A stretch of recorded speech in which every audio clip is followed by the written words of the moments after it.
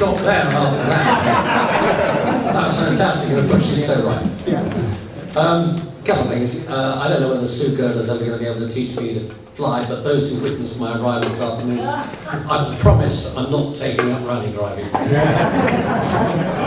We tried to push my car out of the mud, and in the end it seeped down the bank. The other thing I'd like to say is, I know there are a number of people here today who were with us yesterday in the Winter Gardens. I apologise then for the fact that I was going to repeat myself. I have to, because there are one or two things that bear repeating for those who weren't with us yesterday. And in any event, we know perfectly well that Carter and Musgrave will have had an observer there yesterday, and they will have somewhere here today. And I want to try and make her life easier so that she doesn't have to make too many notes.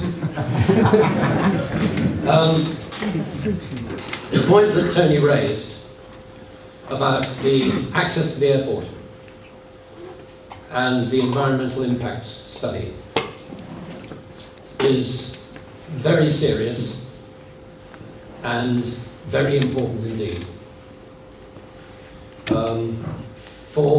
Since August of last year, River Oak have been trying to gain access to the airfield in order to carry out the study that is necessary as part of the development consent order. Finally, I wrote to the planning inspectorate and said, you have powers, please use them. The planning inspectorate took time and evidence, and as you've heard from Tony, effectively discarded the points raised, the objections raised by those currently in control of the airport. Whether they own it or not is a moot point. And a few days before Christmas, the government minister accepted the recommendation of the planning inspectorate and granted the necessary order, which is why River Oak are able to go on site in very short order indeed now. Now that tells you two things. It tells you that the process is ongoing and progressing. But much more important than that, in my view, is that it sends a very clear signal to everybody that government has accepted that potentially Manston Airport is a project of national importance.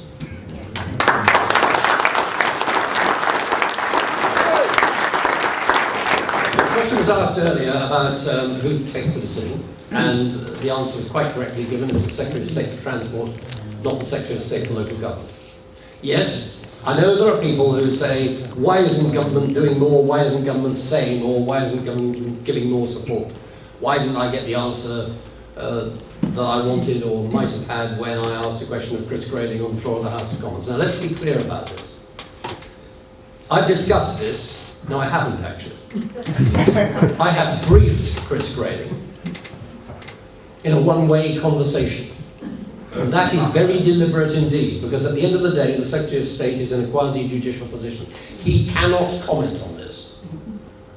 Because ultimately, the planning inspector's recommendation, whatever it is, will go to the Secretary of State for determination. And if he prejudges that in any way, shape or form, then the whole thing could go to judicial review.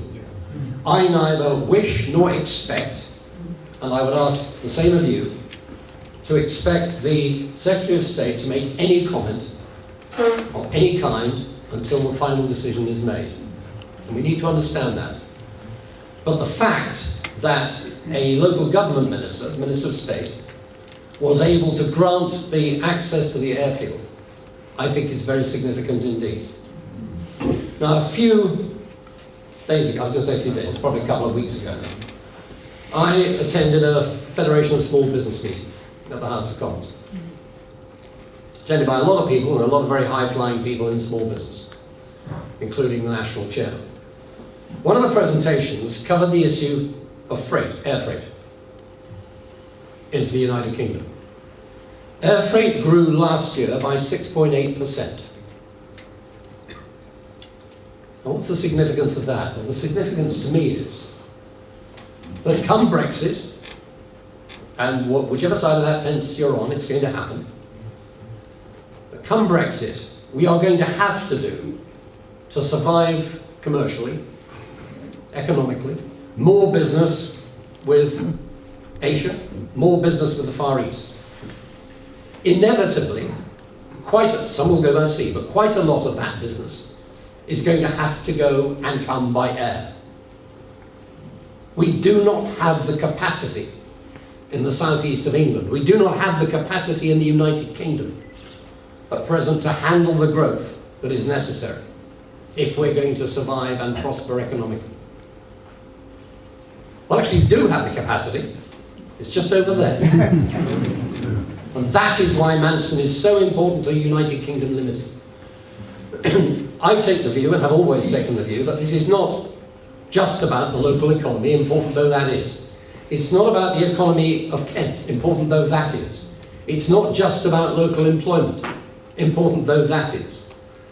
It's important for the future of the whole of the United Kingdom. And I believe that that message has now got through. I've said this before, I'll say it again, it will be 15 years minimum before there are wheels on new tarmac at Heathrow. The planning process, the demolition process, the construction process, whichever way you look at it, is going to take a very long time. We haven't got that time if we're going to be where we need to be in 15 years' time. We need Manson. We actually need it now. Now, it is frustrating. It's frustrating for you, it's frustrating for me, it's frustrating for Tony and all his colleagues at River Oak. To know that this is going to take the best part of 2 years, at least, probably, before there are wheels back on tarmac at Manson. But 2 years is a hell of a sight shorter than 15 years. And we will speed up, we will do whatever we can to facilitate the process. But there is a process, and that's why I wanted Tony to speak first, and I think he set out the position very clearly and very fairly indeed. There is a process that has to be gone through. There are no shortcuts. It has to be done fairly. It has to be done properly. They have to do the work. That means massive investment.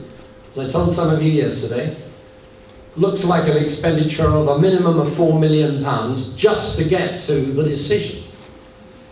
Before the airport is purchased, before compensation is paid, before the airport is reinstated, with all the things that it's going to need in terms of fire cover, radar, landing lights, all the other things that make up a good modern freight hub. But the beauty of it is when we get there, it will be modern, and it will be good, and it will serve the needs of this country very well indeed. Yay.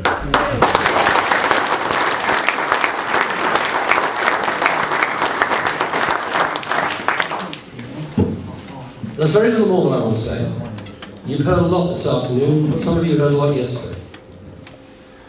But there's one very personal thing for me. I know that people have said, oh, Roger Gale's the MP for River Oak. No, I'm not. I'm certainly the MP for Manston. It's in my constituency.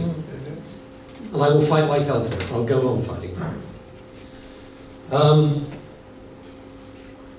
Some of you were in a village hall not far from here, in Acol. 3 years ago, I suppose now, at least. Before the airport had shut, when we were still at that stage, trying to keep it open seamlessly so that we wouldn't have to go through what we're now having to go through. Down at the front of that meeting was a little girl. She was about 8 years old. And she had a t-shirt on saying, "Please save my daddy's job." I owe it to that little girl to get her airport back, and I'll bloody well do it. Thank you.